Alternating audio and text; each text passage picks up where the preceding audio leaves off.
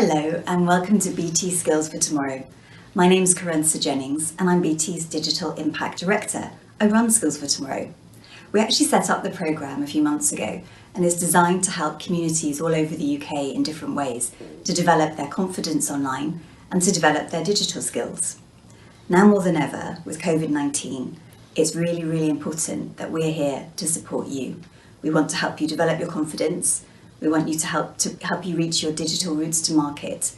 We want you to help promote your products and services to your customers, and we really want you to succeed. We've put together this program of webinars, which are completely free for you and for your co-workers. We want to help inspire you to start using some of the collaboration tools that will genuinely help you save time and money and help you get your routes to market quicker. It's really important that you feel confident with digital tools and that you're able to communicate with your co-workers really effectively. Working remotely is a challenge for all of us. I'm working from home right now. It's a challenge for absolutely all of us. And you just have to adapt. You have to adapt really quickly and turn to valuable advice where you can get it. We've been talking to a huge number of small businesses ourselves through our partners, Small Business Britain, and also Google Digital Garage. We've been listening to the way that people are facing all kinds of different challenges and problems at the moment. We're trying to respond rapidly with the types of help, advice and support that we feel is most useful to you. So we're starting with some key tools around collaboration, digital marketing, and also how to optimize your business model. We want to help you take your business online so that you can discover your customers and that they can discover you. It's really important as well that you open up communication channels with your customers. Now more than ever, it's the human side of business. That's what matters, and that's what we're trying to help you do. So without further ado, I'd like to introduce you to #Skills for Tomorrow. I really hope that you learned something valuable. I hope you learned some good top tips, and I hope you tell others about us. We're here to help you. It's BT Skills for Tomorrow. Thank you.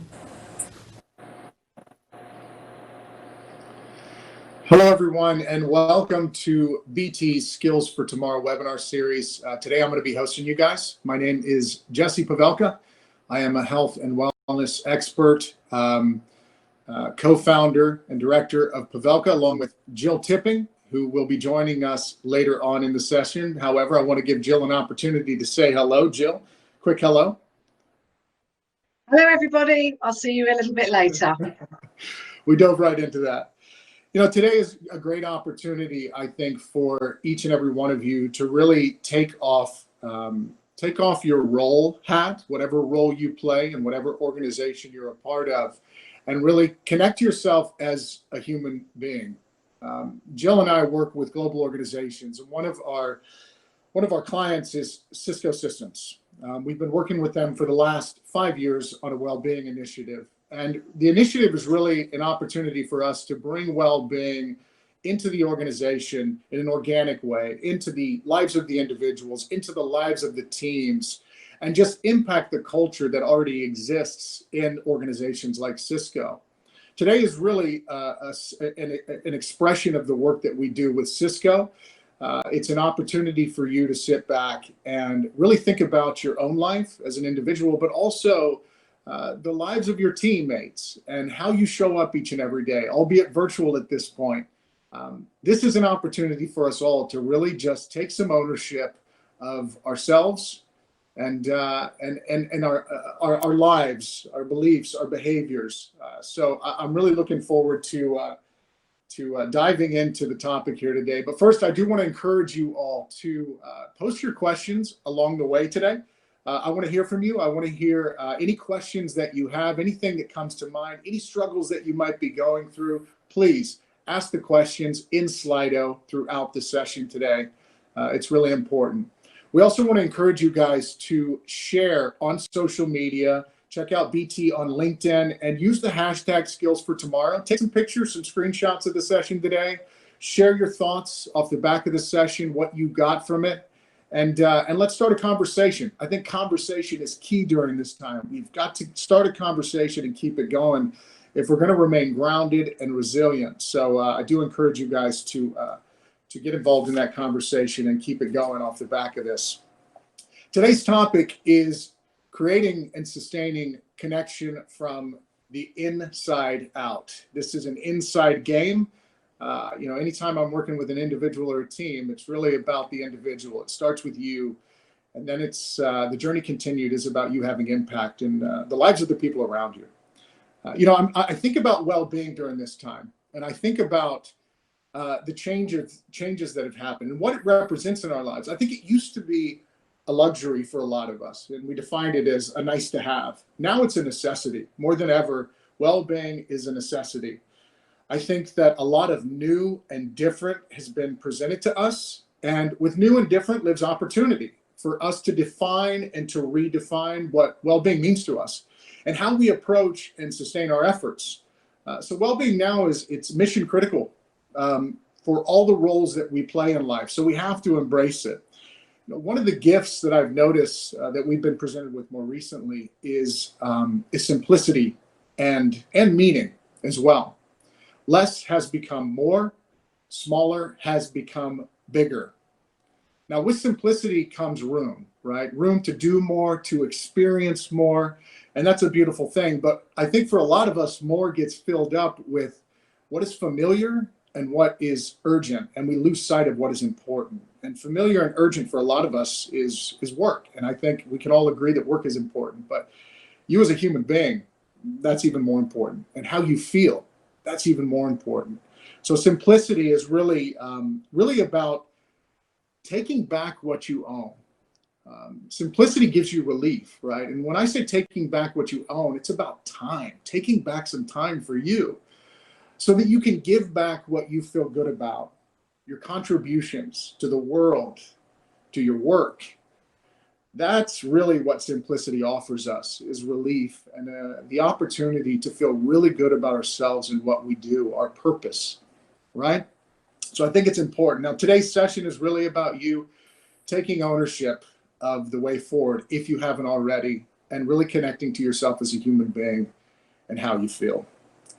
In my work and in the work we do in Pavelka, during this time, it was an all hands on deck approach. I think everybody had to pivot and really look at what they were doing and what they needed to do.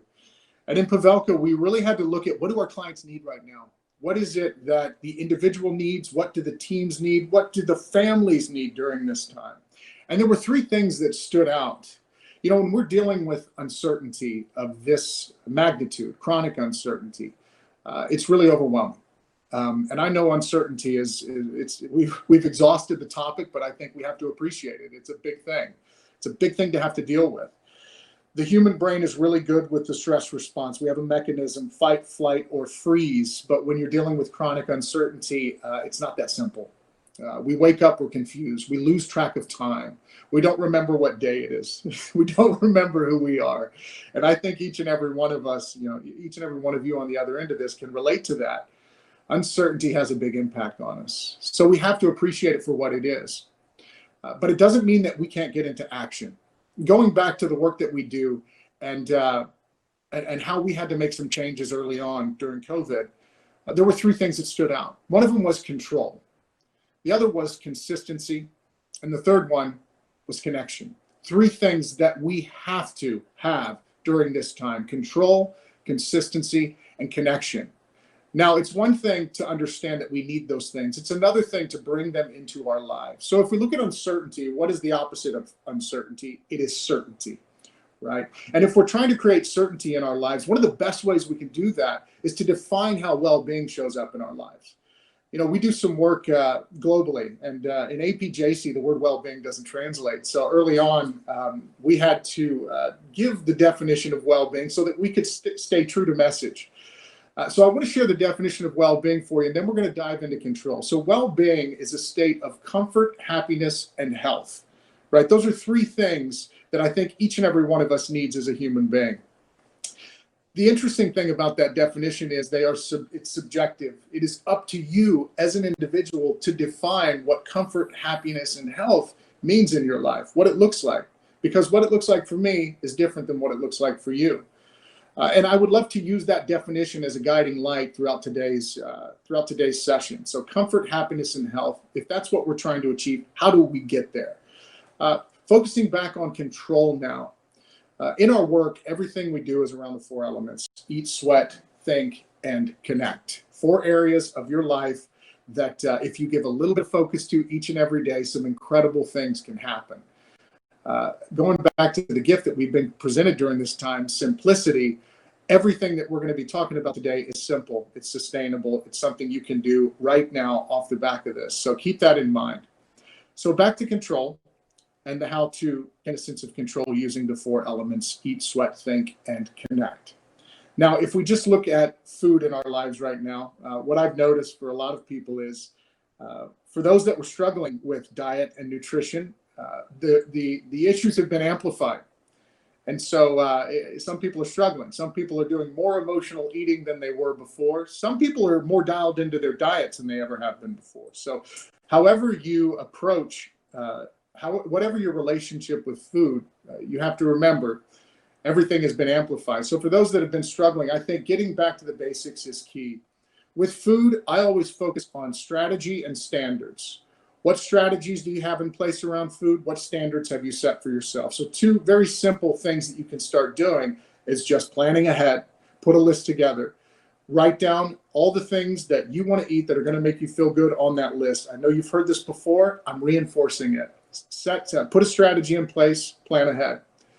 Now, when we look at standards, a simple thing would be eat food that is of the earth. If you are eating food that is of the earth, you're going to feel more in control. If you're someone that has issues around food, you're going to say, I'm making this decision. I'm going to eat food that is healthy for me, that is of the earth. That's a standard you can set that will get you back to a state where you feel as though you're in control. Again, we're trying to regain a sense of control here.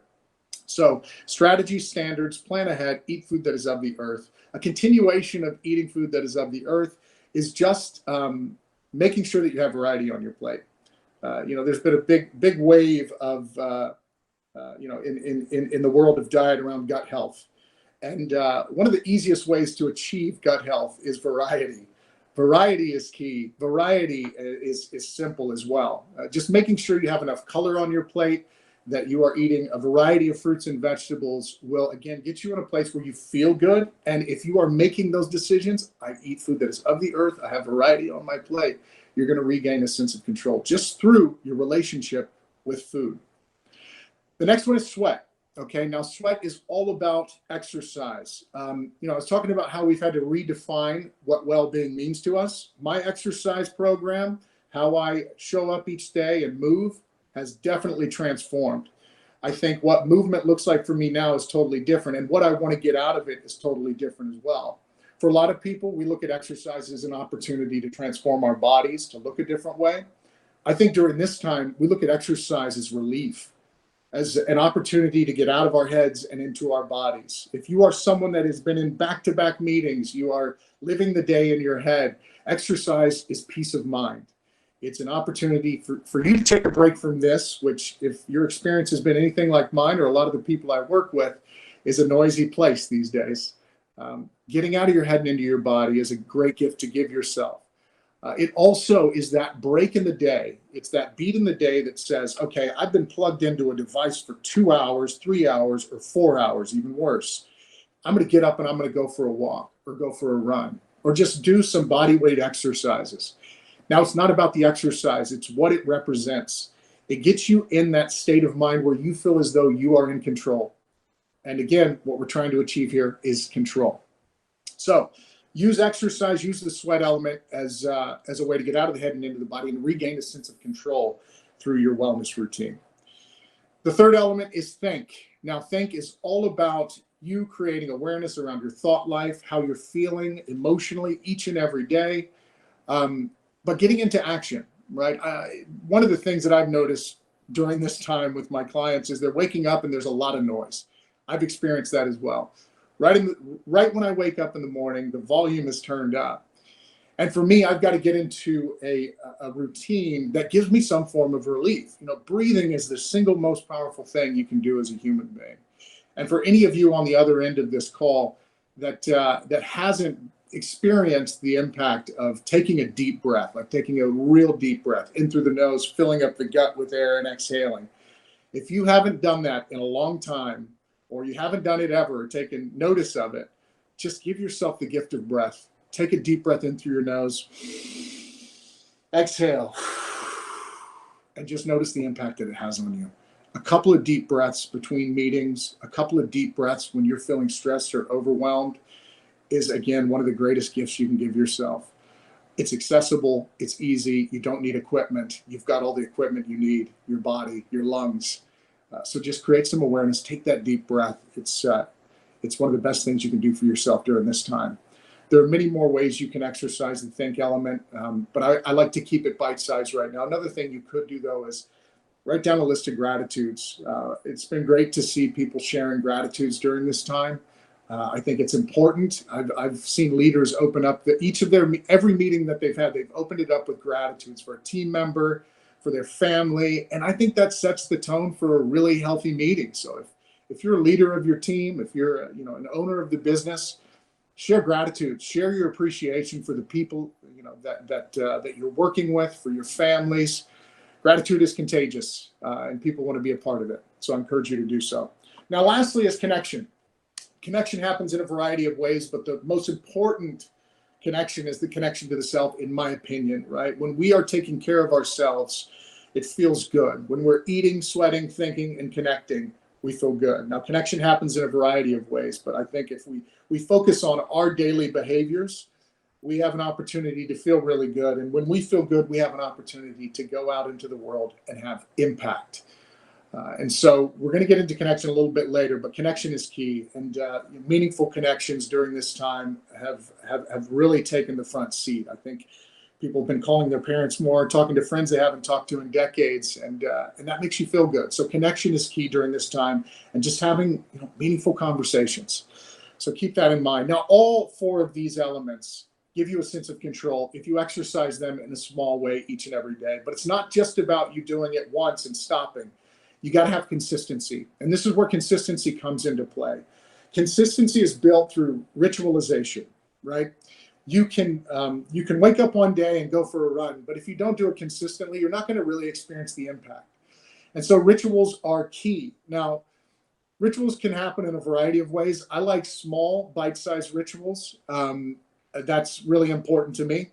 So what you do in the morning is key. You have to create space and time first and foremost. Space and time are the only way that rituals are going to happen. So look at your calendar, create some space and time, and fill that space with something that gives you energy and makes you feel good. And you have to define what that is. I keep talking about the mornings. Focus on the morning. If you wake up in the morning and the first thing you do is grab your device, pause, and say, no, I'm setting a boundary. I'm going to go into the living room. I'm going to go outside, go for a walk. I'm going to do something that connects me back to myself. All right. So focus on the first 5 to 10 minutes of the day.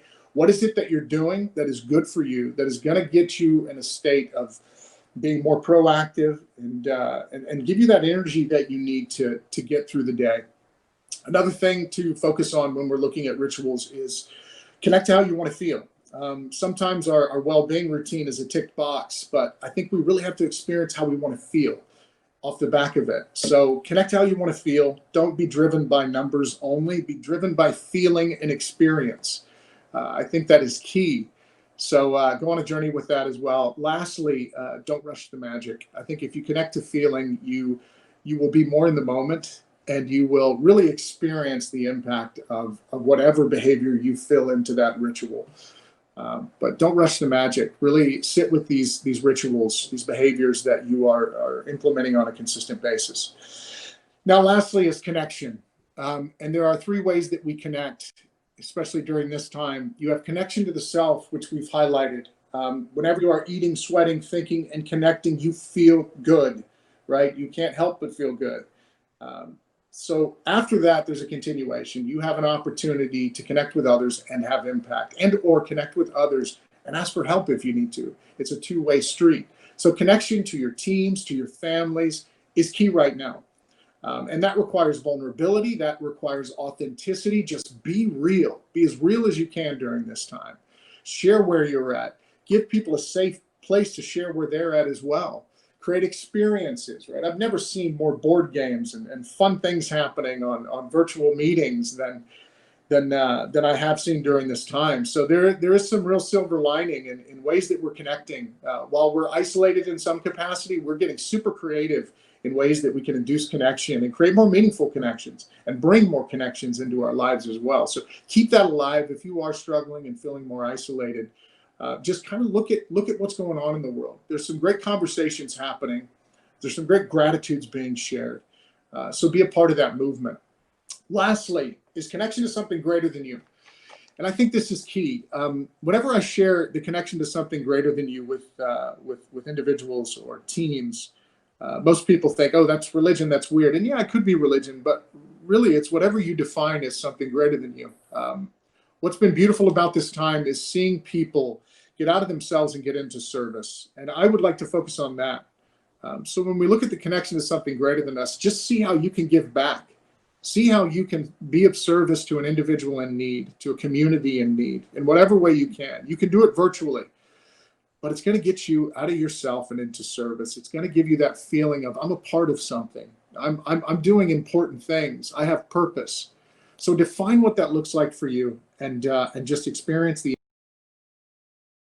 So we have three things here, right? We have control, consistency, and connection. And I know I've thrown a lot of information at you. We don't have a lot of time to go through all of it, but I just hope that you picked up one thing through this 20-minute journey, one thing that you can implement in your life that will have a massive impact. Remember, simplicity is a gift, but we have to embrace the true essence of simplicity.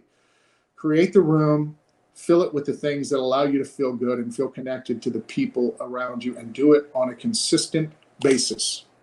I think freedom is key, and I think if we can embrace control, consistency, and connection, we will create the sense of freedom that I think we're all longing for during this time. So good luck with it all. Now we're going to transition over to the Q&A, and I hope you guys have had an opportunity to really think about some questions that are meaningful to you that we can hopefully give some answers to through this Q&A. So Jill Tipping, I know you're going to guide us through this. I'm going to pass over to you now so that we can dive into it. Thank you, Jessie, and hello, everybody. Jessie, just before we do, there was one more thing I think we wanted to mention, which was the moving forward part. What are people going to take forward? And it's a great question to start with. So of the beliefs and behaviours that everybody has embraced, which ones will they carry forward? And I know that you were keen to sort of get people to think about that. Yeah, I think that each and every one of us has had to let go of the old formula, what we used to do, old beliefs, old behaviors, and embrace new and different. And I think it's a very individualized experience. So I would just ask you to think about, okay, of the new and different things that I've been having to do for myself, what is giving me energy? What is bringing me joy? And how can I sustain that into whatever new reality we're going to be faced with? Because we're still not there. We still don't know.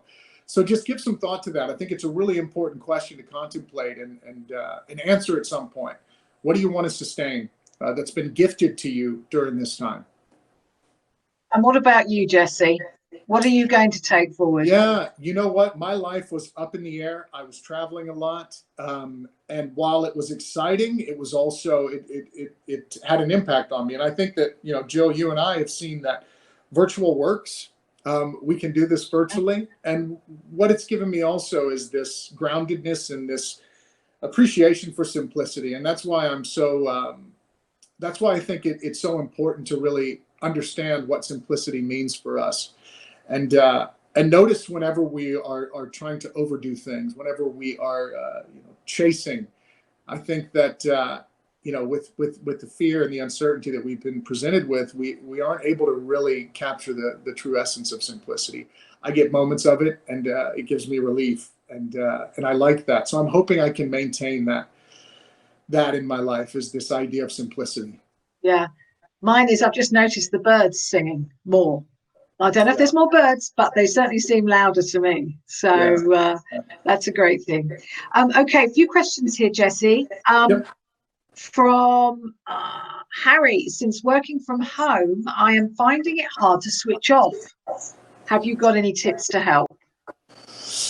Yeah, I think, you're not alone, Harry. I think that all of us can relate to that. And, I think for a lot of us, we struggle with this idea that if if I have been sitting down for an extended period of time, it's going to take something big in order for me to balance out this scale of time on and time off. And I think that, this goes back to simplicity and how small is now big or less is more.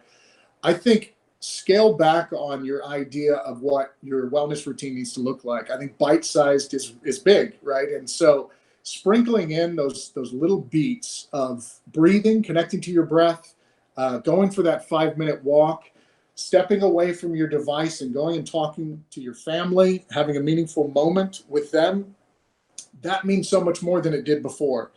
And I think that if we can be proactive in our approach, so just saying, okay, the day ahead, I've got 4 back-to-back meetings, and I don't have a lot of breathing room between those meetings. Just by giving yourself those 10 to 15 minutes to step away, get up, walk around, create some solitude, go into your corner of peace and just reflect on the meeting you just had and prepare for the meeting you're about to have. Set an intention. That's going to get you back in a state of, I'm in control. I do things that are good for me. Now, this is not something that happens overnight. You've got to be consistent with it. So you have to build in a consistent routine where you create those beats in your day-to-day routine, where you connect back to yourself through well-being. And you have to define what that looks like, because what works for you is going to look different than what works for me. But I would say create those 5 to 10 minute windows and fill them with the things that bring you joy and give you energy. And again, you're going to have to get creative there. So hopefully that's something you can do off the back of this. Thank you. So next question. I'm worried that we may have to work from home forever, and I'll continue to feel this stress and pressure. Do you have any advice on what to do when feeling anxious about the future? Yeah, I mean, I've gotten caught up in future tripping during this time. It's been scary. As business owners, you don't know what's going to happen, and there are other people's lives that you have to consider. And so I've been caught up in the hype of what could happen. And the thing about worry or fear, the more we feed into it, the more of it we get, right? It's not rocket science. And I think that we have to give ourselves relief by getting out of our heads, because that's where it lives. It starts in our heads and it grows. That story becomes really dramatic, really big, and all consuming. And so what are the moments that you're taking to get out of your head and into your body? Get out of your heads and into your lungs, connecting to your breath. Get out of your head and connecting to another human being and talking about what you're going through. Worry is going to be there. And if you're a chronic worrier, or you have anxiety disorders, which there are a lot of people out there that do, then you have to share. They say we're only as sick as our secrets. And, some of these stories we feel are shameful, right? It's like, it's weird if I talk about that. That's a vulnerability. Share your vulnerabilities. People will be inspired by it. So whatever you have going on, whatever you're afraid of, you're not alone. Share it with your leaders, share it with your family, and say, I'm afraid, I'm not good right now. That's going to give you relief. That's probably the most powerful thing you can do. If you don't feel comfortable with that, look for relief through movement, look for relief through breathing, writing things down, unpacking it, get out of your head and onto paper. Those things can help as well. Thank you, Jessie. We're actually out of time for any more questions, but I think what might be nice is there's a few other ones that maybe we can take and answer, and then the team can send it out to everyone listening afterwards. So we'll make that happen. But I'll just hand back to you, Jessie, to wrap the session, and thank you.